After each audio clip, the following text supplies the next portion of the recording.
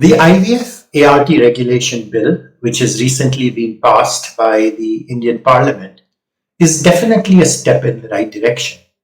Because the fact of the matter is that IVF clinics have been sprouting up left, right, and center, and IVF treatment has become a bit like the Wild West, where pretty much any doctor who wants can call themselves an IVF specialist and start doing IVF. And this obviously is dangerous for patients. And if you want to find out why, watch till the end of the video. I'm Dr. Malpani, and I've been running an IVF clinic with my wife, Dr. Anjali, for the last now nearly 30 years. And we've been doing IVF and we've seen how it's evolved in this country. And some, of course, of the evolution has been excellent in the sense the costs have come down, it's become more easily available, more accessible. The stigma associated with IVF has become much less. Many more people are aware of the fact that IVF is a great treatment for infertile couples. So these are all the good things. But of course, with every good, there will be some bad. And one of the things which has disappointed us is the fact that there have been so many shady IVF clinics. Because so many doctors and gynecologists think that, oh, IVF is simple to do. What does it require? And instead of referring my patients to a specialist, why don't I just do it myself? And this is exactly what they've started doing. These are often senior gynecologists, have been practicing for many years and therefore are well off and have lots of patients. And they say, well, we deliver babies, we do cesareans, we do laparoscopies, we do hysterectomy. So why don't we do IVF as well? And never mind if I don't have any training or experience or expertise, I'll get someone else to do it for me. What does it require? A lab and embryologist and an IVF doctor. And the problem, of course, is that there have been lots of IVF clinic chains which are happily set up, all these satellite IVF clinics in lots of other areas in partnership and in collaboration, just in order to make more money. I wish they'd done it in order to make IVF more available and accessible. But unfortunately, as a result of setting up all these satellite clinics, they've ended up cutting a lot of corners. Because you now have traveling embryologists. You have a doctor who will fly in on a Saturday, do the transfers and go away on a Sunday. You will have an embryologist who will spend 2 days and then do all the procedures. And they often bunch 20, 30, 40 patients together so that everyone's pickups are done on the same day, which means you have to manipulate the patient's cycles. You have to adjust them in such a way that everyone grows eggs on the same day. Now, human beings aren't animals. You really can't do this. You can't do it well. You can do it, of course. And these guys have been doing it now for 10 years. But the problem is that it's not great quality treatment. Now, obviously, if you do 30 cycles, and especially if you do a lot of cycles for young women who don't even require IVF in the first place, and that's the secret.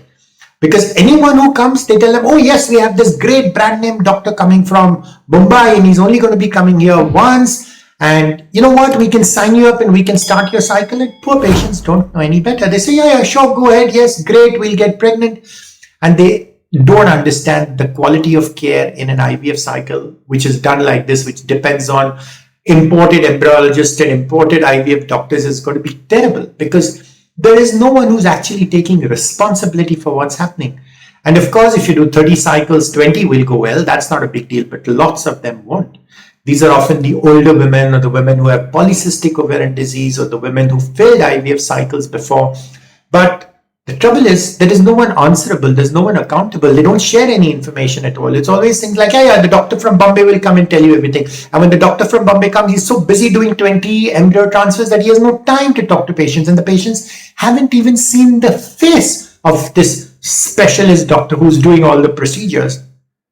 This is exactly why IVF has started getting a bad reputation in this country. And this is why it's so important that you have this regulation so that there is some transparency, some accountability, some answerability. So you don't have someone who comes in for 1 day, does the procedures and then goes away and then effectively abandons the patients, because that's exactly what's happening. The heart of an IVF clinic is the IVF lab. The IVF lab is run by an embryologist who needs to be there all the time because eggs don't suit your convenience and only grow on a Monday or a Tuesday. They will mature whenever they are, and you need to tailor your IVF treatment according to the patient cycle. You can't tailor the patient cycle to suit the traveling doctor's convenience, but this is exactly what all these satellite IVF clinics have been doing for so many years and doing it very successfully, and they've made tons of money. So obviously no one's arguing with success. But all this cost cutting and corner cutting and taking shortcuts is terrible for patients.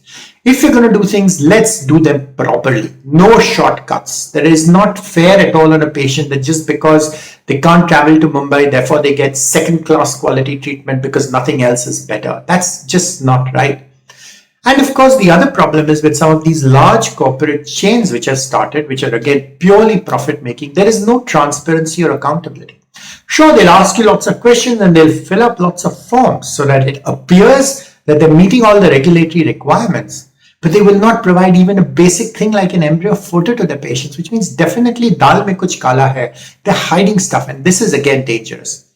And while it's great to have regulations, my worry is that a lot of these regulations will just mean more paperwork and more forms. And obviously someone has to pay for filling in all these forms and paperwork. And guess who that's going to be? That's going to be the patients.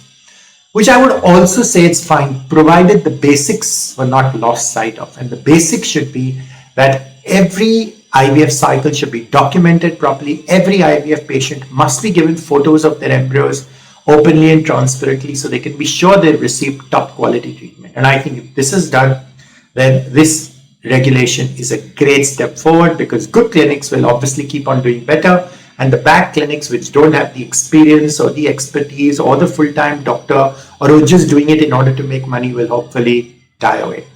If you want to find out a good IVF clinic and you want to find out how you can be sure you're going to a good clinic, please reach out to me. I'm Dr. Malpani. Our website is www.drmalpani.com. We've got tons of information on IVF on our website, and I'm happy to offer a free second opinion on the website as well. No strings attached. It's a free service. Look forward to seeing you there. We look forward to helping you to have a baby.